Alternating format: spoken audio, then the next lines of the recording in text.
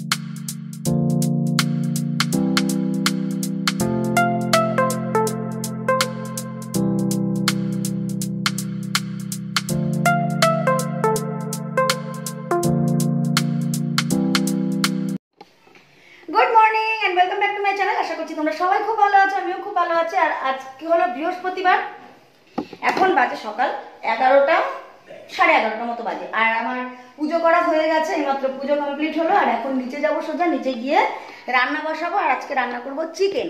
চিকেনটাকে আমি ম্যারিনেট করে রেখে দিয়েছি, স্নান করতে যাওয়ার আগে ম্যারিনেট করে নিয়েছি, যাতে আর ঝপ করে যাবো আর ঝপ করে রান্না বসে দেবো। চিকেন হতে তো বেশি টাইম লাগে না, তো সেই জন্য আমি ম্যারিনেট করে রেখেছি। 1 ঘন্টা মতো হয়ে গেছে। টক দই, জিরে গুঁড়ো, লঙ্কার গুঁড়ো দিয়েছি সামান্য একটু কালারের জন্য, যেহেতু কাঁচা লঙ্কা দেবো তাই সামান্য একটু লঙ্কার গুঁড়ো দিয়েছি। আর নুন, হলুদ, সর্ষের তেল এইসব দিয়ে মেখে রেখে দিয়ে এসছি। এখন যাব, এখনো ভাত বসাইনি। আমি লুচি খেয়ে পুজো দিতে এসছি, লুচি আর সুজি খেয়ে পুজো দিতে এসছি, তাও আবার বাসি।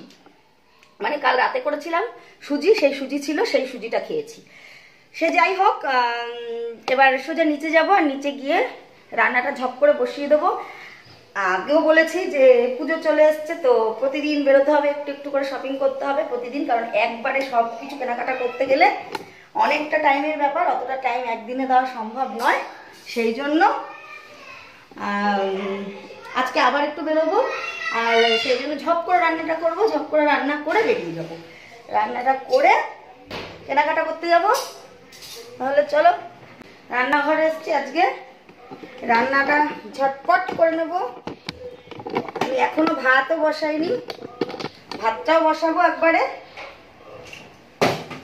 ভাত বসাবো আর চিকেনটাকে ম্যারিনেট করে রেখে দিয়ে গেছিলাম, চিকেনটাকে ঝট করে বসিয়ে দেবো। তাহলে আর কি করব এখনো জানি না, চিকেনটা করবো এইটুকু জানি। চিকেনটা তো বসিয়ে দিই, তারপর দেখা যাক কি করি। আর ওদিকে চিকেনে কিছু কাটাকুটি হয়নি, আলু, পেঁয়াজ, রসুন, আদা এগুলো কোনো কিছু কাটা বাটা কোনো কিছু হয়নি, সেগুলো আগে করি, করে নিয়ে তারপর আবার তোমাদের সাথে দেখা করছি, ঠিক আছে?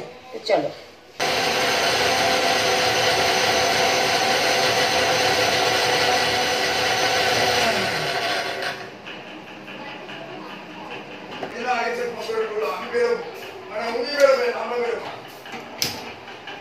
ভাতটাকে বসিয়ে দিই।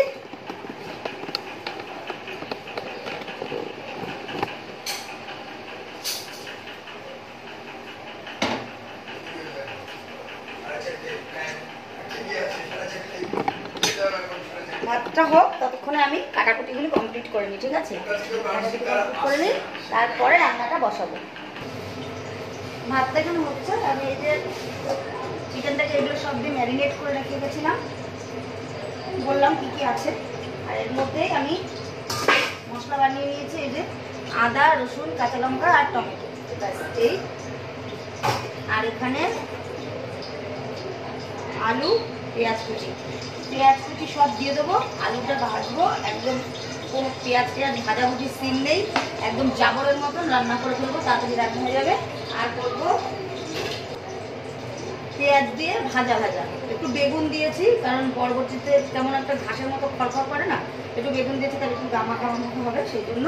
ব্যাস, এই তাহলে বরবটি, আলু, বেগুন ভাজা আর চিকেন। তাহলে স্টার্ট, রান্নাটা করে বসিয়ে দিই। আর এই কড়াইটাতেই বসাবো। আলুটা ভেজে নিয়ে সব মশলা দিয়ে ঢেলে দেবো। হ্যাঁ,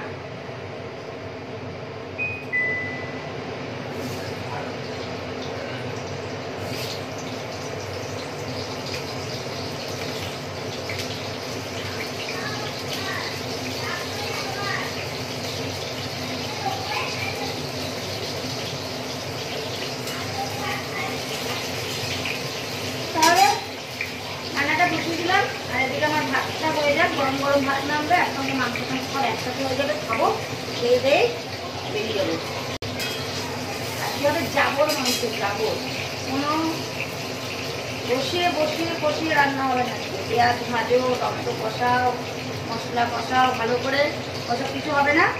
আলুটা ভেজে শুধু তুলে নেবো, কারণ যেহেতু চিকেন তো, নাহলে আলুটা গলবে না। আলুটা তুলে নেবো ভেজে, পেঁয়াজ দিয়ে সব মশলাপাতি সব দিয়ে একবারে বসিয়ে দেবো।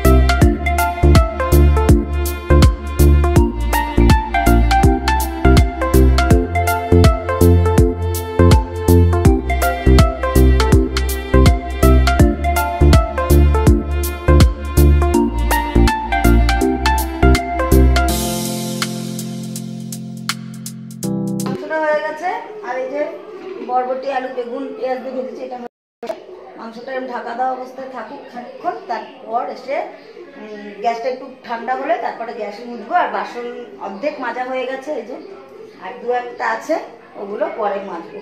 একটুখানি রেস্ট নিয়ে আসি, রেস্ট। লুকটা দেখো শুধু, ও কালার কি এসছে, আর খেতেও হয়েছে একদম, মাটনকে বলবে দূরে থাক, এত টেস্ট। চলো লাঞ্চ রেডি হয়ে গেছে, আর পেটেও ছুঁচোতে ডন মারা শুরু করে দিয়েছে। খেয়ে নিই ঝপ করে।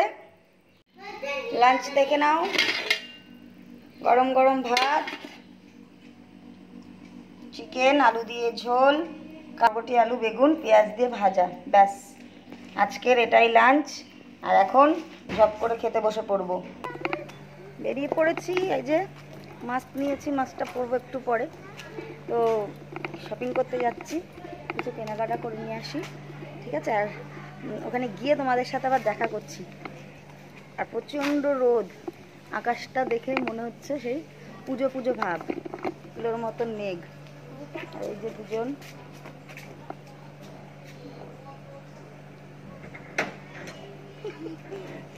দাঁত দেখা, দাঁত দেখা।